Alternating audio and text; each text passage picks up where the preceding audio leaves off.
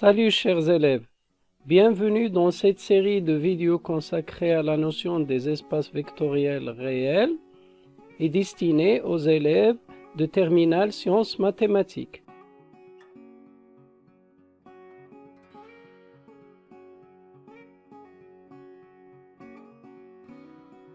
Avant de parler de famille génératrice, voici une petite introduction très utile sous format exemple. On sait que l'ensemble V2 des vecteurs du plan, munis de l'addition des vecteurs et de la multiplication d'un vecteur par un nombre réel, est un espace vectoriel réel. On se donne un premier vecteur de V2 et V appartenant à V2, deux vecteurs donnés, et on se donne un couple de scalaires, par exemple moins 3, 5, appartenant à R carré. On s'intéresse au vecteur W qui est égal à moins 3U plus 5V. C'est un vecteur puisque il est formé à l'aide de U et V et des nombres réels moins 3 et 5. Moins 3U est un vecteur, 5V est un vecteur par définition de la loi externe. Et la somme de deux vecteurs est aussi un vecteur par définition de la loi interne. Eh bien, cette expression-là, W égale moins 3U plus 5V, cette expression vectorielle, peut être formulée de trois façons différentes à l'aide du langage des espaces vectoriels. La première formulation est comme suit. Le vecteur W est une combinaison linéaire de UV.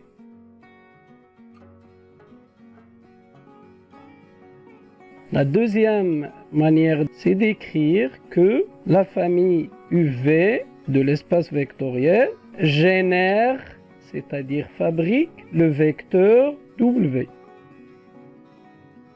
La troisième façon de dire ceci, c'est de dire que W est généré par la famille UV. Voilà. Passons à présent à la définition d'une famille génératrice d'un espace vectoriel. Voilà.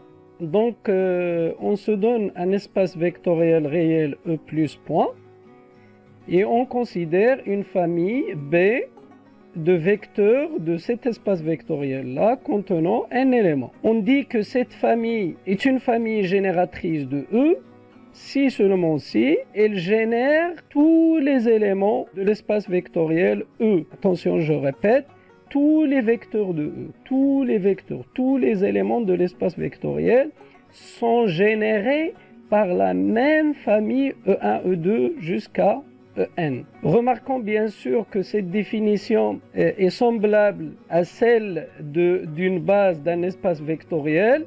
La seule différence qu'on constate, c'est à ce niveau-là, l'unicité n'est pas demandée. Pour la base, on demande l'unicité. Il existe unique lambda 1, lambda n appartenant à Rn tel que. On va revenir sur la relation entre famille génératrice et base d'un espace vectoriel dans une autre occasion.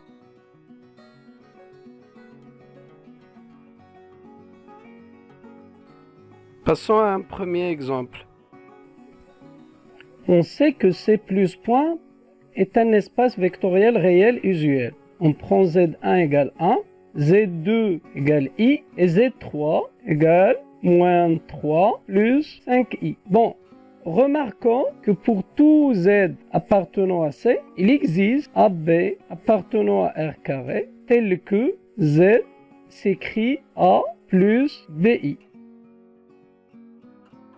Qu'est-ce qu'on en déduit? On en déduit que la famille 1I, c'est-à-dire Z1, Z2, est génératrice en l'espace vectoriel C plus point. Parce que tout élément de C s'écrit comme combinaison linéaire des vecteurs 1 et I. On peut remarquer aussi que pour tout Z appartenant à C,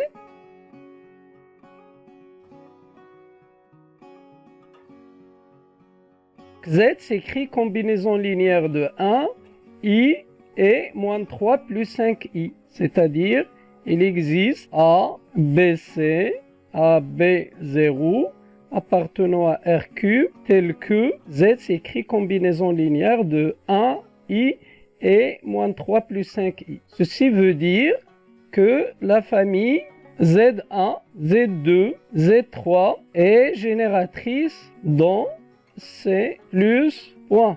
La seule différence qu'il y a entre le fait d'utiliser uniquement 1 et i et le fait d'utiliser les trois vecteurs, c'est que cette écriture-là, en fonction de 1 et i, elle est unique. A et B, le couple AB appartenant à R carré est unique. Alors que pour Z1, Z2, Z3, cette écriture-là n'est pas unique.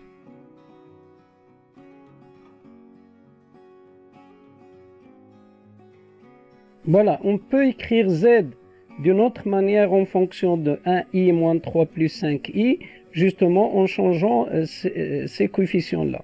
Là, on peut mettre, au lieu de 0, on peut mettre, par exemple, A, tout simplement. Ici, on a moins 3A, donc il suffit de multiplier 1 par 4A. Comme ça, quand on fera la somme, 4A moins 3A, ça va donner A. Il nous reste le BI. On a BI, mais on a aussi 5A fois I. Donc, il suffit de multiplier I par B moins 5A. Comme ça, B moins 5A plus 5A, ça va donner BI.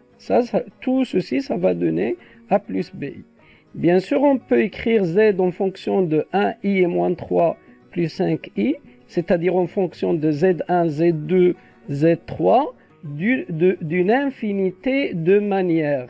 Il suffit de choisir un coefficient et de jouer sur les autres. Ce qui fait de cette famille-là une famille génératrice. Les coefficients, les scalaires existent toujours, on peut écrire Z en fonction de Z1, Z2 et Z3. La seule différence qu'il y a entre cette famille-là et celle-ci, c'est que l'écriture de tout complexe de C par cette famille-là est unique.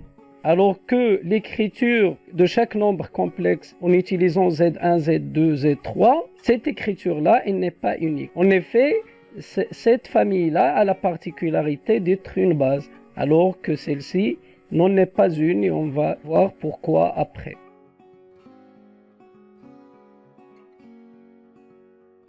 Dans l'exemple 2, on va utiliser l'espace vectoriel V3 plus point des vecteurs de l'espace, qui est un espace vectoriel réel usuel. Et on va considérer les trois vecteurs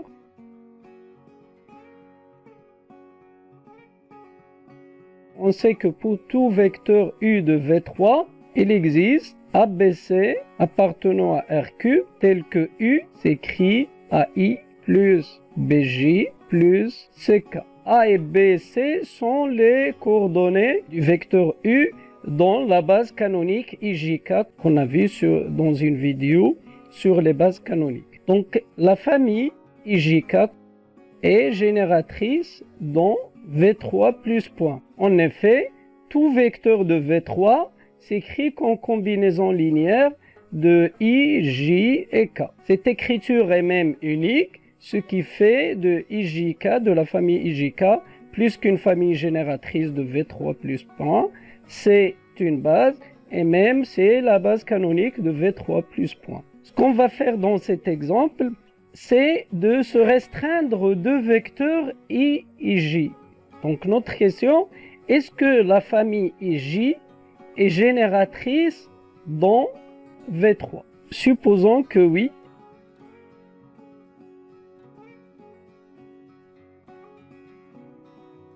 Bon, d'une part, la famille IJ est supposée être génératrice dans V3 plus point.